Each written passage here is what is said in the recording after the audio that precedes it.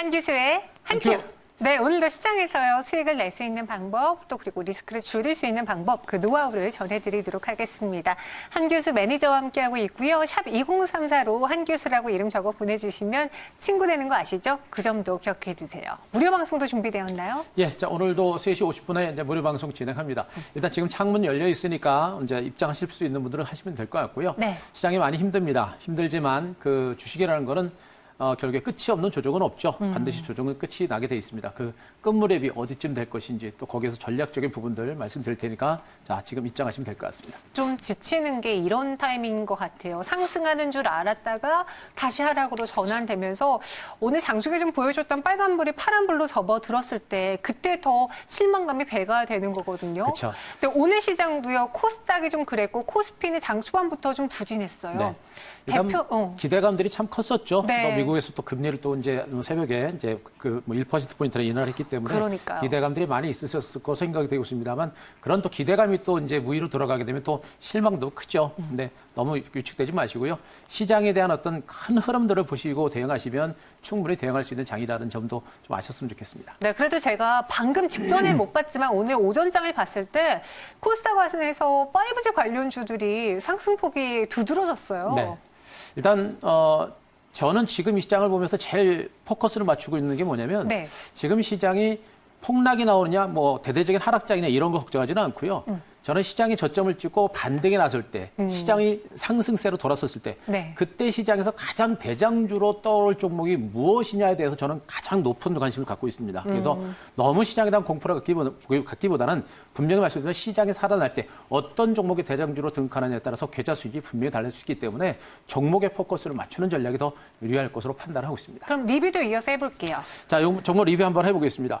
일단 첫 번째 종목은요. 일단 테크이라는 종목을 먼저 한번 잠깐 보도록 하겠습니다.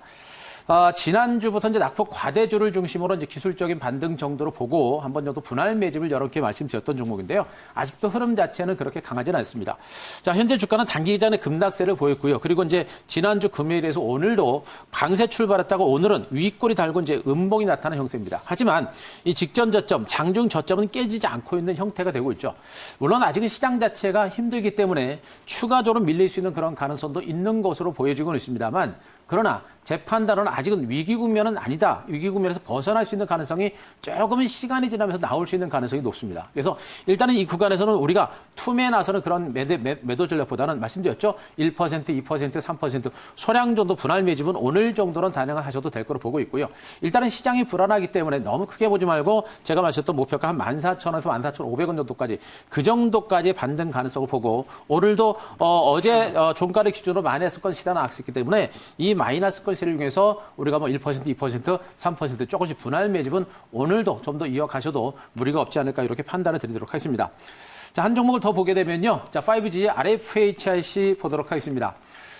최근 폭락장에도 불구하고 상당히 선방하고 있는 종목 중에 하나가 바로 RFHIC고요. 5G 관련주 전반에 걸쳐서도 아직은 상대적으로 선방을 하고 있는 형태입니다.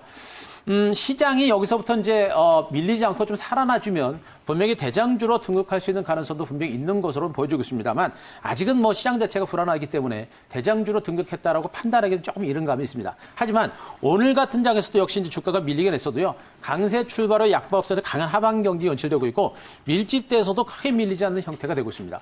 이런 흐름들을 감안하게 되면 아직은 좀 안정적이다. 그리고 큰 흐름에 있어서도 이미 중장 기조로 대바닥을 만들고서 바닥을 이제 탈출한 종목이기 때문에 조정이 나오더라도 조정의 폭은 그렇게 깊지는 않습니다. 그래서 단기적인 관점보다는 중장 기준 관점에서 본다라고 한다면 대체로만 36,000원까지 밀려도 큰 부담은 없는 종목이에요. 그래서 일단 중장 기준 관점에서는 오늘 이후에 추가적인 어떤 조정이 나온다고 하면 분할 매집을 통해서 가져가보는 전략은 아직은 필요한 이런 종목으로 말씀드리도록 하겠습니다. 네, 이렇게 RFHIC까지 저희가 리뷰해 드렸습니다. 그럼 오늘 시장을 다시 한번 정리해 볼게요. 오르락 내리락 지수가 정말 종목이 움직이는 것처럼 변동성이 크잖아요.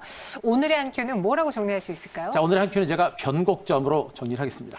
변곡점이라는 말은 어느 정도 바닥에서 돌아서고 있는 변곡점인가요? 그렇죠. 그런 것으로 기대할 수도 있겠고요. 네. 그리고 이제 변곡점이 될 수도 있지만 우리가 변곡점이 될 가능성도 있다라는 점에 포커스를 한번 맞추자는 점에서 변곡점으로 정리를 드리겠습니다. 그 이유는요? 일단 오늘 뭐 국내 증시가 미국의 이제 1%포인트 금리 인하를 단행했음에도 불구하고 지금 나스닥 선물 지수가 많이 밀리고 있습니다. 이 얘기는 뭐냐면, 미국이 이제 지난번에 0.50%포인트 금리 인하하고 바로 이제 1%포인트 인하했습니다. 이런 경우는 처음 있는 일이에요. 제 기억으로 거의 처음 있는 일인데 그만큼 미국은 코로나19에 대해서 정부 당국에서 굉장히 위중하게 생각하고 있구나라는 것을 투자자들은 인식을 하고 있는 것으로 보여집니다. 그래서 미국의 나스닥 선물지수가 밀리고 있는 것으로 보시면 될 것 같은데요. 자, 중요한 부분은 계속 강조로 있습니다. 한국과 중국을 중심으로 해서 코로나 확진자 수가 줄어들고 있고요. 우리나라는 70명대까지 열 이틀 동안 줄어든 상태입니다. 코로나 바이러스 확산세가 분명히 진정될 수 있는 가능성이 있다는 걸 분명히 보여주고 있는 형태라고 보시면 되겠습니다. 결국에 미국의 악재가 계속해서 진행되는 상태에서 한국에서는 호재가 등장하고 있는 형태.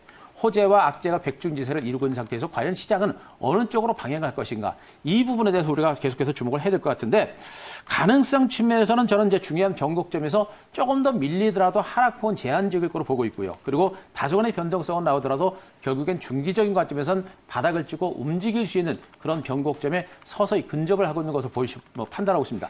곧바로 치고 가지 못하더라도 여기서 좀 더 기간주적인 좀 더 진행되더라도 변곡점에 다다르고 있는 게 아닌가를 그런 기대감을 좀 가져볼 수가 있는데요. 자, 주목할 게 뭐냐면 지금 현재 그 코로나 확산 국면이 진정되는지 여부, 그리고 또 한 가지는 지금 신약 개발이 진행되고 있습니다. 코로나19와 관련된 신약과 백신 개발이 진행되고 있는데 이런 것들이 시장의 모멘텀이 될 가능성이 높습니다. 그림을 하나 보도록 하겠습니다. 지금 이 그림은요, 지금 그 미국을 중심으로 글로벌적으로 지금 코로나19 치료제 개발 현황에 대해서 일단 보여드리고 있는 흐름입니다.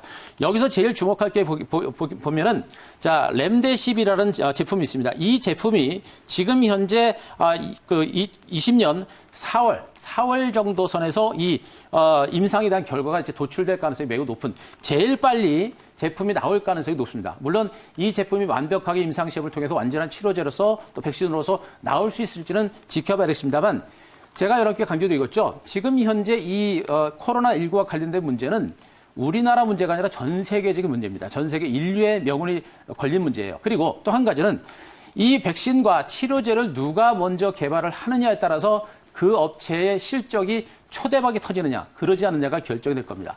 그만큼 지금 현재 이 코로나 치료제와 관련된 치료제와 백신 치료와 관련해서는 기업들이 경쟁적으로 제품을 내놓을 가능성이 매우 높아요.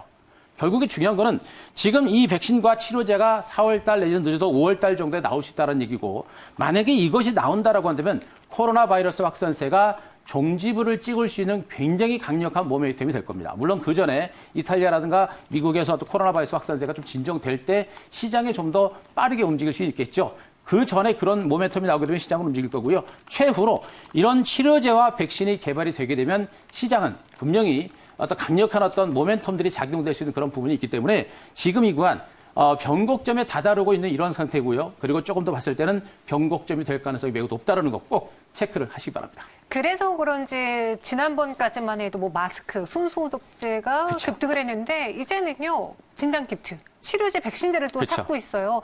오늘도 치료제, 백신제 관련해서 많은 종목들이 움직였다라는 걸 봤을 때 어느 정도 시장에서의 흐름이 변곡점이 나타날 기미가 보인다. 네. 이렇게 정리가 됐고요. 그럼 내일은 또 우리가 시장에서 무엇을 봐야 될지 내일의 한 수를 하나의 키워드로 정리해 볼게요. 자, 오늘은 좀 환율을 좀 보겠습니다. 환율 1250원 이렇게 정리하겠습니다. 환율 1250원. 이유는요?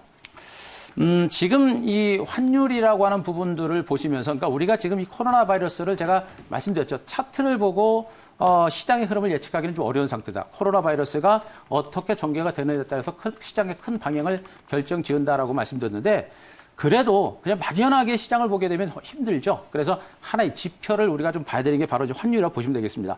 자, 일단은 코로나19와 관련된 악재는 저는 상당폭 시장에서 반영이 된 것으로 보고 있기 때문에 너무 이 구간에서는 여기서 밀려도 뭐 5%, 10% 안짝의 추가적인 하락이 나올 수 있기 때문에 너무 공포스럽지 말자라는 거 말씀드리고요. 이번 주부터 우리가 주목할 게 뭐냐면 이탈리아입니다. 이탈리아의 코로나 바이러스 확산세가 지속되느냐, 내지는 진정 국면에 접어드느냐. 아마 이번 주하고 늦어도 다음 주 쪽에서는 코로나 바이러스가 이탈리아 중심으로 좀 진정될 수 있는 가능성이 높습니다. 그것이 굉장히 또 강력한 모멘텀이 될 수 있고요. 그리고 미국을 중심으로도 확진자 수가 지금은 몇백 명씩 늘어나고 있습니다만 조만간에 2,000명, 3,000명, 5,000명씩 이렇게 늘어나게 되면 시장은 변동성이 더 클 수 있습니다. 그러나 그렇지 않다라고 한다면 시장의 투자 심리는 많이 안정될 겁니다. 그래서 이탈리아와 미국의 코로나 확진자 수에 대해서 주목하시는 게 좋을 것 같습니다. 또 한 가지는 이런 내용들을 바탕으로 우리가 살펴볼 수 있는 게 환율이에요. 자, 그림을 하나 보도록 하겠습니다. 자, 원달러 환율 1250원이 돌파가 될 때는 시장에서는 위기가 될 수 있습니다. 자, 보시면 최근에 원달러 환율 같은 경우는 보시면, 자, 대체로 1220원 정도를 중심으로 해서 계속해서 추가적으로 도점 돌파가 시도가 됐었는데 계속 밀렸었죠. 이때는, 일본이 한국에 대한 경제 제재를 단행했을 때, 자, 1220원 돌파하다가 밀렸던 부분이고요. 그리고 이번에 또다시 고점 돌파가 시도가 됐다가 또 밀렸습니다. 코로나 때문에 돌파라도 밀렸었죠. 이번에 또 한 번 시도가 되고 있는데, 1220원, 그러니까 좀 크게 보더라도 1250원을 돌파하게 되면, 이거는, 시장이 좀 더 위기가 될 수 있겠구나. 코로나19와 관련된 악재가 더 심화될 수 있겠구나라는 공포감이 생길 수가 있습니다. 그때는 약간은 더 조심하셔야 돼요. 그러나 이것을 반대로 생각하게 되면 1250원까지 가지 않고 1220원, 1230원 정도 선에서 환율이 고점을 찍고 이번에 밀리게 되면 어떻게 됩니까?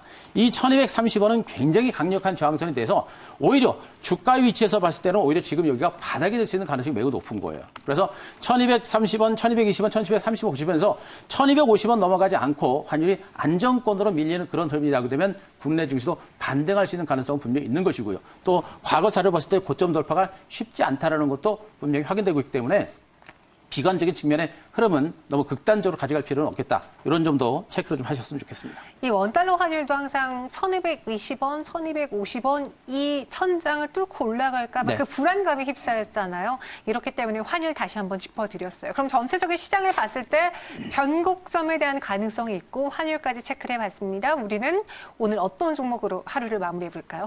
자, 오늘은 SK하이닉스 가져왔습니다. SK하이닉스를 갖고 왔다라는 건 시장에서 뭔가 대표적인 종목인데 네. 이 종목이 개인만 산다 갈 수 있는 게 아니에요. 외국인과 기관이 와줘야 되거든요. 그렇죠. 일단 이런 덩치가 큰 종목들은 기관 외국인들이 들어와 줘야 주가 흐름 자체가 이제 강화될 수 있는 그런 종목이고요. 뭐 계속 강조를 했습니다만 SK하이닉스를 일단 이제 한 큐 종목으로 소개해 드리고 있는 것은 이제 상징적인 의미가 좀 크다라고 보시면 됩니다. 일단 이 SK하이닉스는 펀더멘탈적인 측면에서는 최근에는 오히려 삼성전자보다 좋습니다. 삼성전자가 코로나19 영향을 받으면서 가전제품이라든가 이쪽에 대한 판매가 좀 감소할 수 있는 가능성이 높은데 이 회사는 이제 반도체가 거의 100% 매출 비중이기 때문에 반도체 사업 부분들은 그렇지 않거든요. 그래서 오히려 실적에 대한 기대치가 SK하이닉스를 주시도 좀 더 좋아질 수 있는 그런 가능성이 있다라는 얘기고 최근에 이제 코로나19가 확산이 되면서 이제 원격 화상이라든가 또 이제 원격으로 이제 회의를 하는 이런 상황이 전개되고 있습니다. 그렇지만 서버에 대한 어떤 수요가 증설에 대한 수요가 늘어나다 보니까 반도체에 대한 수요도 더 늘어나는 형태 이런 것들이 지금 이제 오히려 SK하이닉스는 긍정적인 어떤 호재로 작용을 하고 있는 것으로 보시면 됩니다. 다만 이제 이 종목은 펀더멘탈적인 측면에서는 좋은데 이 종목이 시장 자체가 안 좋기 때문에 밀렸던 부분들이죠. 그런데 이 종목을 다 여러분들한테 이제 한 큐 종목으로 소개를 드리는 것은 그만큼 시장의 바닥에 대한 공감대가 분명히 만들어지고 있기 때문에 여러분께 소개를 드린다라고 보시면 될 것 같고요. 전략적인 부분이 제일 중요합니다. 가장 중요한 것이 어제 형성됐던 지난주 금요일날 형성됐던 저점이에요. 대체로 한 7만 6천 원 정도가 될 건데 이 가격대가 좀 지지를 받아줘야 됩니다. 여기서 중간 바닥을 다져가는 과정이 나올 거고요. 이 구간에서 기간 조정이 뭐 며칠이 될 것인지 아니면 몇 주가 될 것인지 좀 봐야 됩니다. 길면 제가 보기엔 최소한 2주 내지는 3주 정도까지도 기간 조정이 나올 수 있습니다. 하지만 이 가격대 7만 6천 원 지지를 받는 선에서는 중간 바닥을 다지고 치고 가는 반등이 나올 때 시장이 올라가게 되면 이런 종목이 시장을 주도합니다. 그리고 나중에 중소형주가 따라가겠죠. 결국에 이런 종목은 이 구간 7만 6천 원 지지가 받은 선에서는 우리가 한꺼번에 팡 들어가지 말고 말씀드렸죠. 1%, 2%씩 조정이 나올 때 우리가 분할 매집을 좀 단행하시는 이런 전략이 좋을 것 같고요. 자, 일단 현재 가격에서 7만 8천 원 정도로 저점으로 분할 매집을 좀 하자라는 점 말씀드리고요. 자, 일단 목표가는요.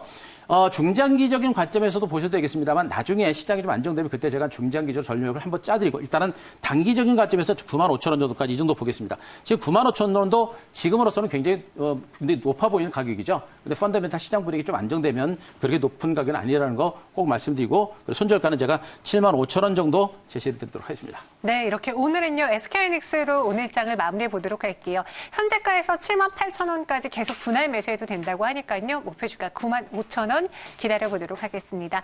오늘 말씀 여기까지 들을게요. 고맙습니다.